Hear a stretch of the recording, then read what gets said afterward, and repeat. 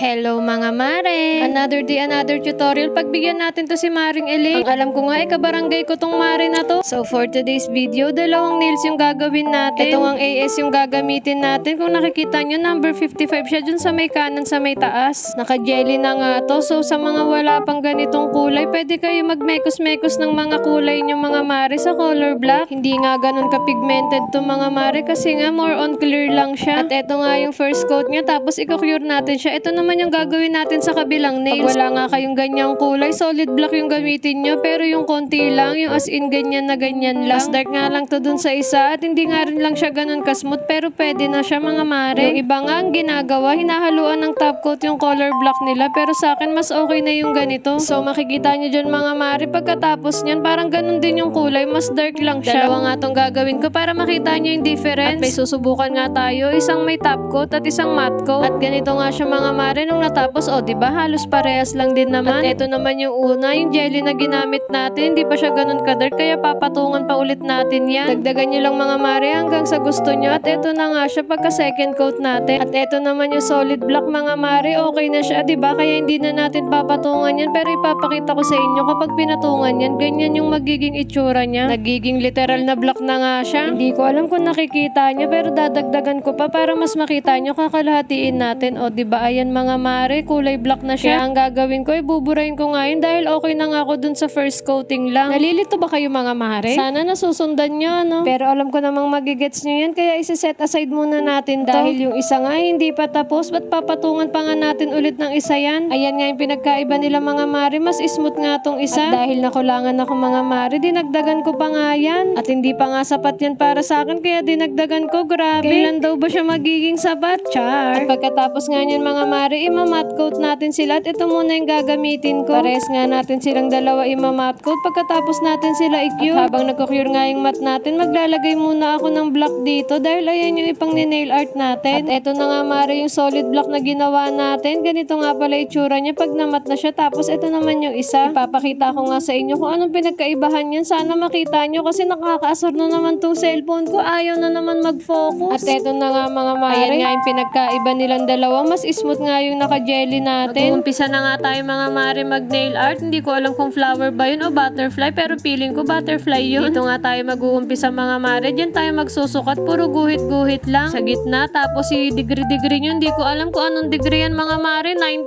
180. Bahala na kayo. Alam nyo naman mga mare, para tayong hindi na grade 2. Hindi nyo nga kailangan i-perfect yung pagkakaguhit dyan mga mare. Kasi gagawan din natin ng pabilog yan dyan sa dulo. Katulad nyan. Tsaka nga natin aayusin yung lining nyan kapag nalagyan na natin ng black lahat ng gilid. Hayaan nyo munang tapusin nyo muna yung guide nyo para dun sa mga shape nya. Pwede nyo nga rin mga mare ibahin yung mga shaping nyan. Lagyan nyo ng tulis yung dulo para magmukhang butterfly. Depende na nga sa inyo mga mare kung anong design yung gusto nyo. At pagkatapos nga nyan mga mare, pag nalagyan nyo na nga lahat ng bilog nyan, tsaka na natin lalagyan ng black yung gilid nyan, pupunuin na natin yan. Ingatan nyo na nga lang din sumobra-sobra yan dahil mamaya dyan natin aayusin yung shaping katulad ng ibang mga lining ko dyan, hindi pantay. At ayan na nga mga mare, inaayos ko na nga. Papantayin nyo na nga rin yung mga bilog nyan, pati yung mga guhit nyan. Unti-unti nyo na nga lang ayusin yung mga lining para maging smooth na yung itsura nya. Sa pag nail art nga mga mare, hindi kailangan sa unang lapag nyo ng brush ay perfect ka agad. Kasi pwede pa nating ayusin yan kapag patapos na. At eto na nga mga mare yung resulta ng degree-degree natin. Ganda niya na dito pa lang. Paalala ko nga lang mga mare, ito nga pala yung solid black na binase natin ha. At same lang din yung gagawin nyo dun sa kabila. Ito naman yung jelly na ginamit natin na base. Hindi ko na nga pinakita yung umpisa nito mga mare. Pares lang din naman yung gagawin nyo. Ang pinagkaiba nga lang nito mga mare, pakabilang way ko naman siya ginawa. In fairness naman dito sa may jelly na base natin, napakaganda ng pagkaka-smooth ng base niya. At pagkatapos nga natin i-cure yan mga mare, ito na nga yung kinalabasan niya. Hindi pa nga pantay yung sukat niya mga mare, pero okay na yan. Hindi rin naman ganun kalayo yung difference niya compared dun sa may solid black natin at saka sa jelly black. Yun nga lang, mas smooth talagang tignan yung nasa jelly black. At etong blue crystal nga yung gagamitin natin sa mga bato-bato niya. Base nga dun sa design na kinoment ni Kumaring Elaine. Hindi nga ako sigurado dito mga mare kung ganito talaga yung pagkakalagay ng bato niya, pero feeling ko naman ganito yan. Pwede na rin siguro yan mga mare. At kung kayo nga yung maglalagay, di bahala na rin kayo kung ano ilalagay nyo. Depende rin naman sa gusto nyo. Pagkatapos nga natin ayusin yung pesto ng mga bato mga mare, pwede na natin yung i-cure. Pati yung isa nilagyan ko na nga rin. Ganito na nga pala siya. Pag nandito na nga rin kayo sa part na to, pwede nyo yung i-top coat yung mga black na yan. Itong brush nga yung gagamitin nyo para maiwan pa rin nakamat yung nasa base natin. At eto nga mga mare, ita-top coat natin lahat. I-glossy natin tong isa para makita nyo yung pinagkaiba. At ganito nga magiging itsura nyan mga mare kapag tinop coat nyo ng buo. Tapos yung isa mga mare, hindi naman natin ita-top coat, yung black lang yung gagawin natin. Bali ganito nga yung kinalabasan niya. Maganda naman sila pareho, pero feeling ko mas okay tong matte coat. O diba mga mare, kayo ano sa tingin nyo? Medyo nawala nga lang yung pagka-shine yung naka-glossy natin. Nahawakan ko na naman kasi yung ibabaw niya. At syempre, eto for the dikit na tayo sa kuko, dalawa na sila. O diba mga mare, ang cute ng final result natin. Hindi ko na nga ginawa yung mga nasa gilid na design mga mare. Mga lining lang naman yun. Basic